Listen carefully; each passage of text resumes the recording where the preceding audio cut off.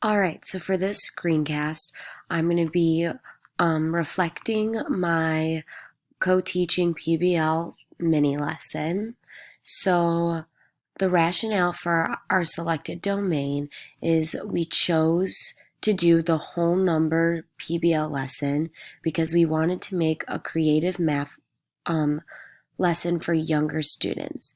We also focused on students decomposing single and multi-digit numbers.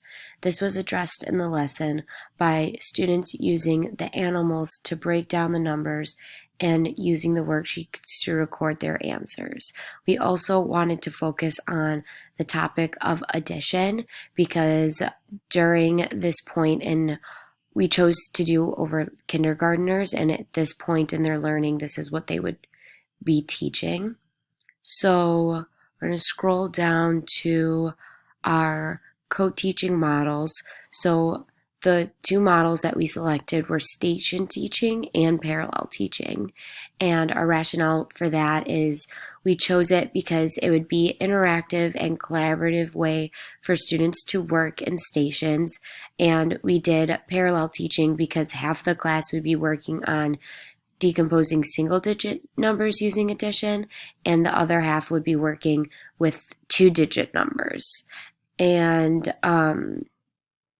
we decided to group the students in a homogeneous group because of the differentiation. The groups were split based on skill level.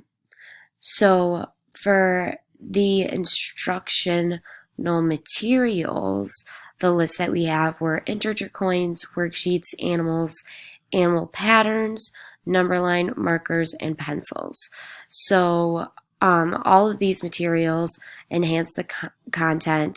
The animals and the animal prints make the lesson more interactive and interesting. It's also similar but different that the integer coins, it is a different approach to help students decompose numbers by finding the addends. The integer coins and worksheets are a manipulative approach to help students find the answers.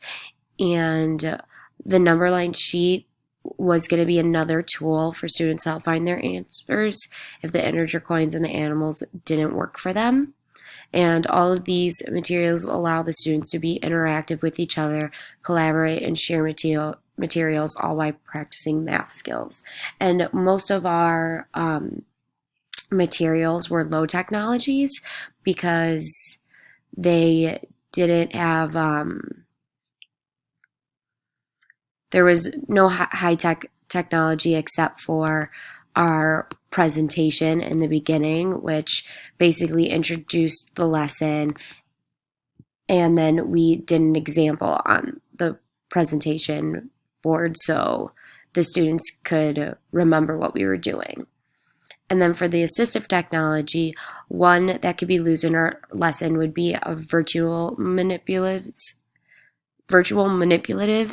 and a student would use this AT if they struggled with fine motor skills, and the student could bring the tablet to each station and allowed them to participate with their whole group still. Another AT that we could be used in our lesson would be dictation.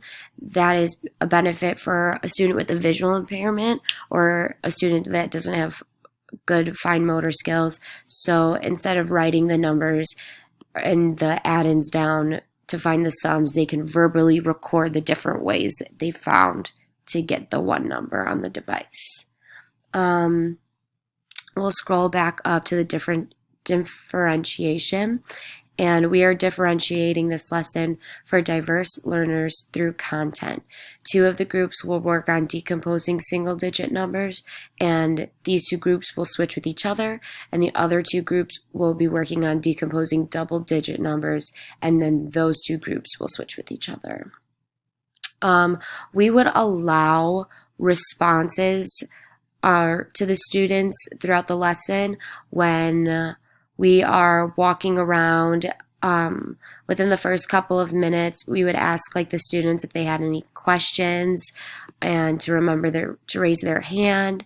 And then during the lesson, we would ask them how did they get the number and how did they use the animal stripes and which animal was harder to figure out.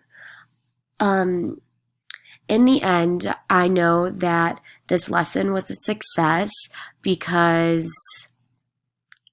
all of the groups were catching on really quickly when they got to their second animal project, and they were able to fill out the worksheets more quickly, which is a good sign and would help us, like, the worksheets would help us recognize like what students needed more work on this section and what we'd need to do to continue the lesson on.